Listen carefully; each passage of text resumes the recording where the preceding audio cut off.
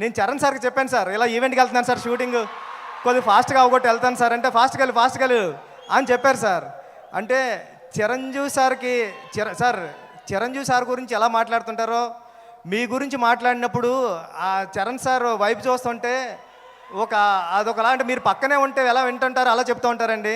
చెప్పారు సార్ చాలాసార్లు, నేను మా నాన్న నుంచి చిరంజీవి నుంచి ఎంత నేర్చుకున్నానో, చిరంజీవి గారి నుంచి కళ్యాణ్ గారి నుంచి అంతకు 100 రెట్లు నేర్చుకున్నాను రా, ఇది చెప్పు అని చెప్పారు sir.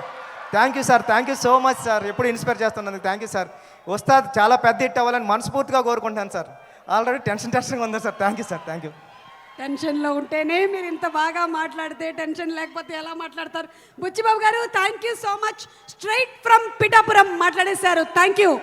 Power star Pawan Kalyan గారిని చూసి ఇన్స్పైర్ అయింది కేవలం మన mega power star Ram Charan గారు మాత్రమే కాదు, ఇక్కడ ఉండేటువంటి ఎంతో మంది ఫ్యాన్స్ ఎన్నో విషయాల్ని ఇన్స్పిరేషన్గా తీసుకున్నారు అనడం అతిశయోక్తి కాదు. అండ్ ఇప్పుడు ఒక స్పెషల్ డాన్స్